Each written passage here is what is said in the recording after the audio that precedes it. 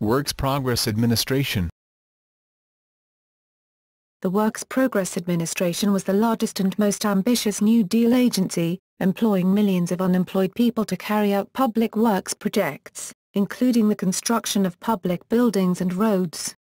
In a much smaller but more famous project, the Federal Project No. 1, the WPA employed musicians, artists, writers, actors and directors in large arts, drama, media, and literacy projects. Almost every community in the United States had a new park, bridge or school constructed by the agency. The WPA's initial appropriation in 1935 was for $4.9 billion, about 6.7% of the 1935 GDP, and in total it spent $13.4 billion. At its peak in 1938, it provided paid jobs for 3 million unemployed men and women, as well as youth in a separate division, the National Youth Administration. Headed by Harry Hopkins, the WPA provided jobs and income to the unemployed during the Great Depression in the United States. Between 1935 and 1943, the WPA provided almost 8 million jobs. Full employment, which was reached in 1942 and emerged as a long-term national goal around 1944, was not the WPA goal. It tried to provide one paid job for all families in which the breadwinner suffered long-term unemployment. Robert D. Leininger asserts that the stated goal of public building programs was to end the Depression or, at least, alleviate its worst effects. Millions of people needed subsistence incomes. Work relief was preferred over public assistance, the dole, because it maintained self-respect, reinforced the work ethic, and kept skills sharp. The WPA was a national program that operated its own projects in cooperation with state and local governments, which provided 10%-30% of the costs. Usually the local sponsor provided land and often trucks and supplies, with the SPA responsible for wages, and for the salaries of supervisors, who were not on relief. WPA sometimes took over state and local relief programs that had originated in the Reconstruction Finance Corporation, RFC, or Federal Emergency Relief Administration, FERA, programs. It was liquidated on June 30, 1943, as a result of low unemployment due to the worker shortage of World War II. The WPA had provided millions of Americans with jobs for 8 years. Most people who needed a job were eligible for at least some of its positions. Hourly wages were typically set to the prevailing wages in each area. Enacting the WPA. Created by the order of President Franklin Delano Roosevelt, the WPA was established with the passage of the Emergency Relief Appropriation Act of 1935 by Congress and was largely shaped by Harry Hopkins, close advisor to President Roosevelt. The WPA was initially intended to be an extension of the Federal Emergency Relief Administration Work Program, which funded projects run by states and cities. Many were for infrastructure, such as bridges, roads and parks, but they also included archaeological excavations of significant sites, the Historic American Buildings Survey, HABS, and other historic preservation activities. Both Roosevelt and Hopkins believed that the route to economic recovery and the lessened importance of the dole would be an employment program such as the WPA. Nick Taylor states that these ordinary men and women proved to be extraordinary beyond all expectation. They were golden threads woven in national fabric. In this, they shamed the political philosophy that discounted their value and rewarded the one that placed its faith in them, thus fulfilling the founding vision of a government by and for its people. All its people. Employment. The goal of the WPA was to employ most of the unemployed people on relief until the economy recovered.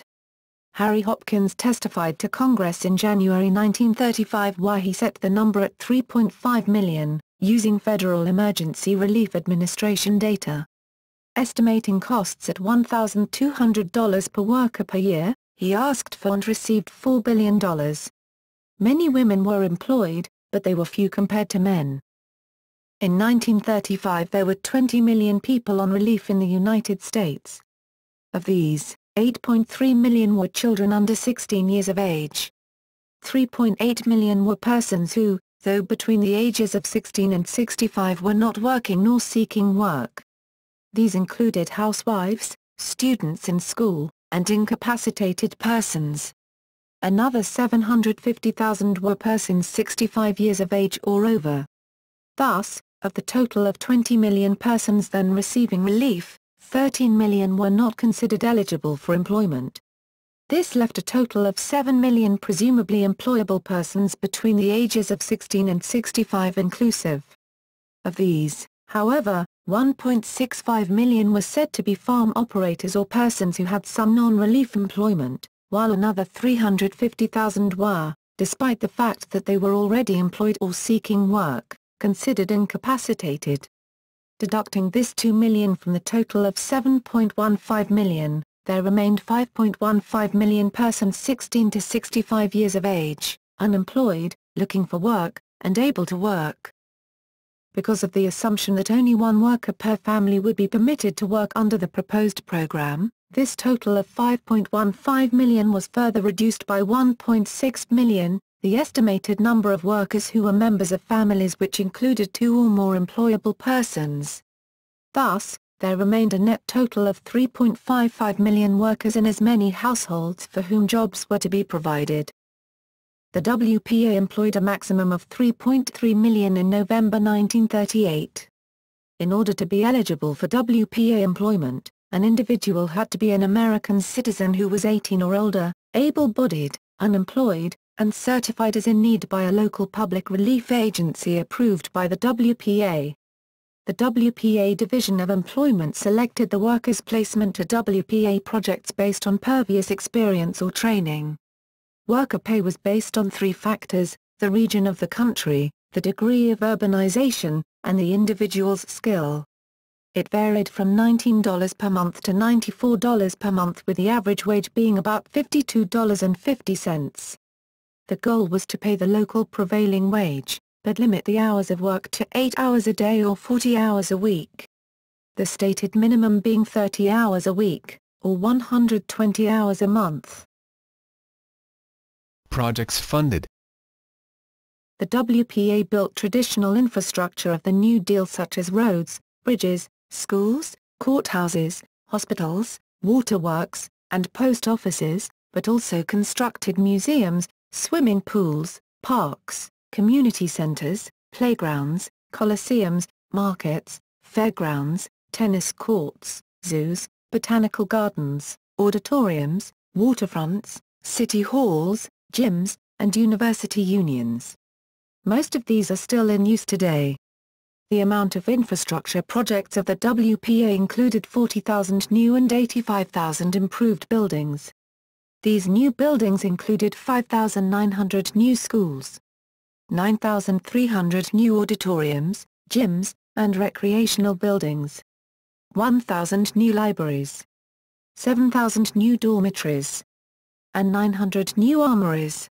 In addition, infrastructure projects included 2,302 stadiums, grandstands, and bleachers, 52 fairgrounds and rodeo grounds, 1,686 parks covering 75,152 acres, 3,085 playgrounds, 3,026 athletic fields, 805 swimming pools, 1,817 handball courts, 10,070 tennis courts, 2,261 horseshoe pits, 1,101 ice skating areas, 138 outdoor theaters, 254 golf courses, and 65 ski jumps. Total expenditures on WPA projects through June 1941 totaled approximately $11.4 billion. Over $4 billion was spent on highway, road, and street projects. More than $1 billion on public buildings, including the iconic Dock Street Theater in Charleston, the Griffith Observatory in Los Angeles, and the Timberline Lodge on Oregon's Mount Hood. More than $1 billion was spent on publicly owned or operated utilities.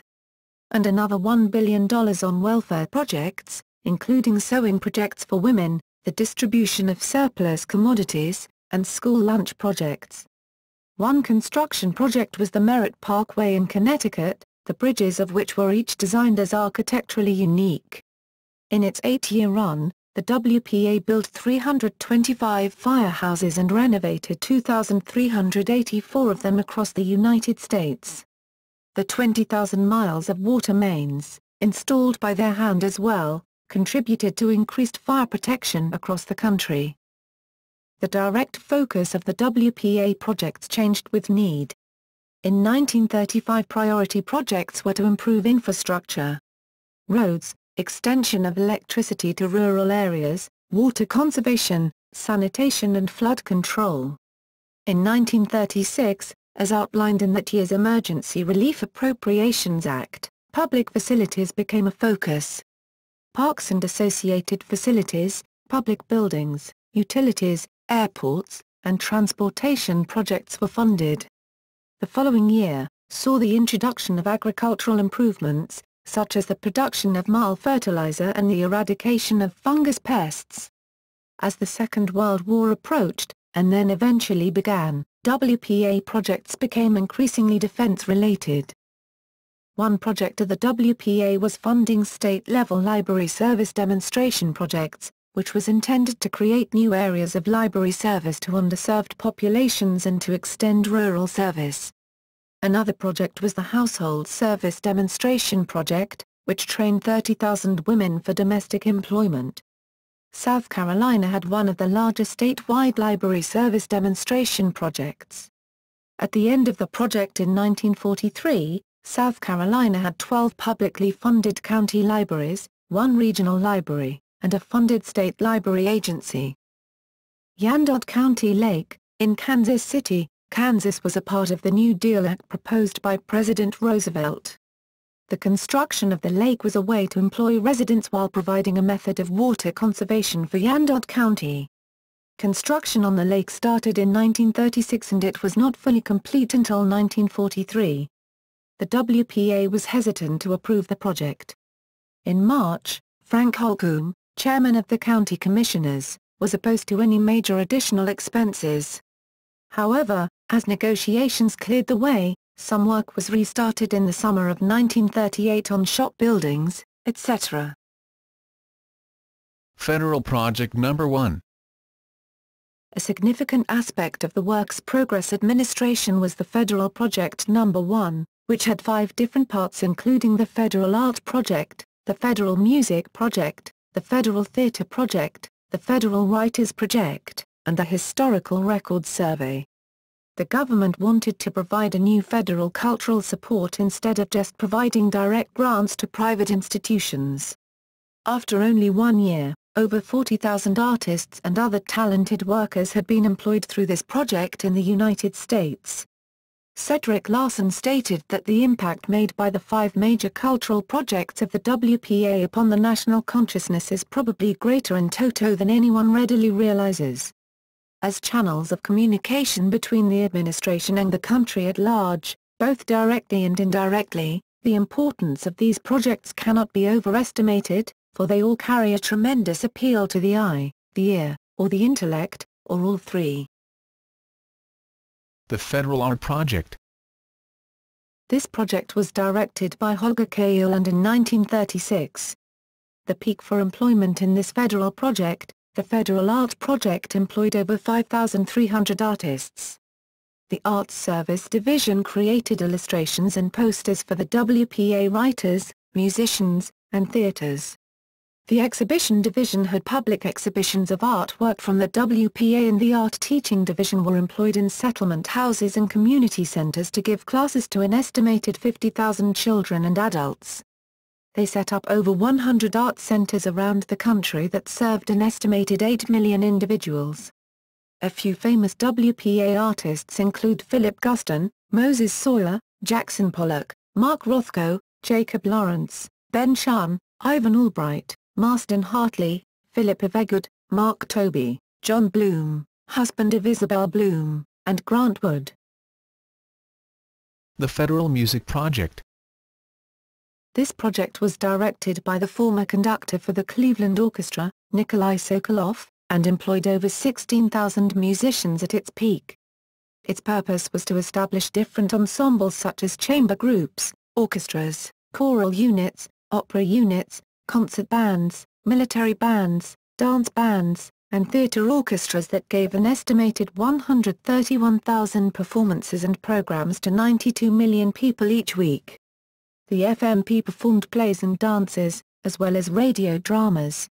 In addition, the FPM gave music classes to an estimated 132,000 children and adults every week, recorded folk music, served as copyists, arrangers, and librarians to expand the availability of music, and experimented in music therapy. Dr. Sokoloff stated that music can serve no useful purpose unless it is heard, but these totals on the listener's side are more eloquent than statistics as they show that in this country there is a great hunger and eagerness for music. The Federal Theatre Project. This project was directed by Iowan Halley Flanagan, and employed 12,700 performers at its peak. These performers presented more than 1,000 performances each month to almost 1 million people, produced 1,200 plays in the 4 years it was established, and introduced 100 new playwrights. Many performers later became successful in Hollywood including Orson Welles, John Houseman, Burt Lancaster, Joseph Cotten, Canada Lee, Will Shier, Joseph Losey, Virgil Thompson, Nicholas Ray, for example Marshall and Sidney Lumet. The Federal Theatre Project was the first project to end in June 1939 after 4 years from an end of funding from the federal government. The Federal Writers Project. This project was directed by Henry Osberg and employed 6,686 writers at its peak in 1936. By January 1939, more than 275 major books and booklets had been published by the FWP. Most famously, the FWP created the American Guide series, which produced thorough guidebooks for every state that include descriptions of towns, waterways, historic sites, oral histories, photographs, and artwork. An association or group that put up the cost of publication sponsored each book. The cost was anywhere from $5,000 to $10,000. In almost all cases, the book sales were able to reimburse their sponsors. Additionally, another important part of this project was to record oral histories to create archives such as the slave narratives and collections of folklore. These writers also participated in research and editorial services to other government agencies. The Historical Record Survey. This project was the smallest of federal project number 1 and served to identify, collect, and conserve United States historical records. It is one of the biggest bibliographical efforts and was directed by Dr. Luther H. Evans. At its peak, this project employed more than 4,400 workers. Relief for African Americans. The share of Federal Emergency Relief Administration, FERA, and WPA benefits for African Americans exceeded their proportion of the general population. The FERA's first relief census reported that more than 2 million African Americans were on relief during early 1933, a proportion of the African American population, 17.8% that was nearly double the proportion of whites on relief, 9.5%. This was during the period of Jim Crow and racial segregation in the South, when blacks were largely disfranchised. By 1935, there were 3,500,000 African Americans, men, women and children, on relief, almost 35% of the African American population. Plus another 250,000 African American adults were working on WPA projects. Altogether during 1938, about 45% of the nation's African American families were either on relief or were employed by the WPA. Civil rights leaders initially objected that African Americans were proportionally underrepresented. African American leaders made such a claim with respect to WPA hires in New Jersey, in spite of the fact that blacks indubitably constitute more than 20% of the state's unemployed. They composed 15.9% of those assigned to WPA jobs during 1937.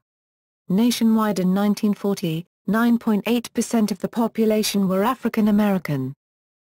However, by 1941, the perception of discrimination against African Americans had changed to the point that the NAACP magazine Opportunity hailed the WPA, saying, Women. About 15% of the household heads on relief were women, and youth programs were operated separately by the National Youth Administration, the NYA. The average worker was about 40 years old, about the same as the average family head on relief. WPA policies were consistent with the strong belief of the time that husbands and wives should not both be working, because the second person working would take one job away from some other breadwinner. A study of 2,000 female workers in Philadelphia showed that 90% were married, but wives were reported as living with their husbands in only 18% of the cases. Only 2% of the husbands had private employment. Of the 2,000 women, all were responsible for 1 to 5 additional people in the household. In rural Missouri, 60% of the WPA-employed women were without husbands, 12% were single, 25% widowed, and 23% divorced, separated or deserted. Thus, only 40% were married and living with their husbands, but 59% of the husbands were permanently disabled, 17% were temporarily disabled, 13% were too old to work, and remaining 10% were either unemployed or handicapped. Most of the women worked with sewing projects, where they were taught to use sewing machines and made clothing and bedding, as well as supplies for hospitals, orphanages, and adoption centers. Criticism.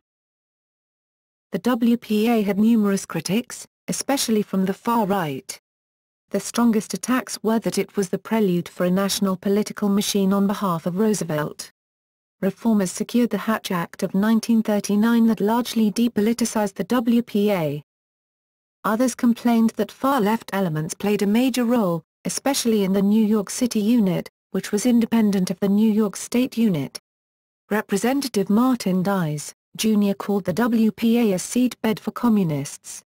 Representative J. Parnell Thomas of the House Committee on Un-American Activities, HUAC, claimed in 1938 that divisions of the WPA were a hotbed of communists, and one more link in the vast and unparalleled New Deal propaganda network. Much of the criticism of the distribution of projects and funding allotment is a result of the view that the decisions were politically motivated. The South, as the poorest region of the United States, received 75% less in federal relief and public works funds per capita than the West. Critics would point to the fact that Roosevelt's Democrats could be sure of voting support from the South, whereas the West was less of a sure thing. Investing in the West was a way of swaying voters. There was a perception that WPA employees were not diligent workers. Employers said the WPA is bad for people since it gives them poor work habits. They believe that even if a man is not an inefficient worker to begin with, he gets that way from being on WPA. Having been on the WPA made it harder for alumni to get a job because employers said they had formed poor work habits on the WPA. A Senate committee reported that, to some extent, the complaint that WPA workers do poor work is not without foundation. Poor work habits and incorrect techniques are not remedied. Occasionally a supervisor or a foreman demands good work. The WPA and its workers were ridiculed as being lazy. The organization's initials were said to stand for We Poke Along, or We Putter Along, or We Piddle Around, or Whistle, Piss and Argue. These were sarcastic references to WPA projects that sometimes slowed down deliberately because foremen had an incentive to keep going, rather than finish a project. New Deal officials reportedly took measures to prevent political corruption. In particular, President Roosevelt created a Division of Progress Investigation to investigate complaints of malfeasance. Evolution, termination, and legacy. When Harry Hopkins became the Secretary of Commerce, Colonel Francis Harrington became director of the project and the WPA was renamed from the Works Progress Administration to the Works Projects Administration. As the projects became more subject to the state, local sponsors were called on to provide 25% of project costs. As the projects slowly diminished due to lack of funding, they became more dedicated to work that related directly to the war effort, diverted resources from domestic construction to overseas destruction. Unemployment ended with war production for World War II, as millions of men joined the services, and cost-plus contracts made it attractive for companies to hire unemployed men and train them. With the mass employment need essentially gone, Congress terminated the WPA in late 1943. In regarding the Work Progress Administration's legacy, Robert Leninger asserts that the agencies of Franklin D. Roosevelt administration had an enormous and largely unrecognized role in defining the public space we now use. In a short period of 10 years, the Public Works Administration, the Works Progress Administration, and the Civilian Conservation Corps built facilities in practically every community in the country. Most are still providing service half a century later. It is time we recognized this legacy and attempted to comprehend its relationship to our contemporary situation. Popular culture.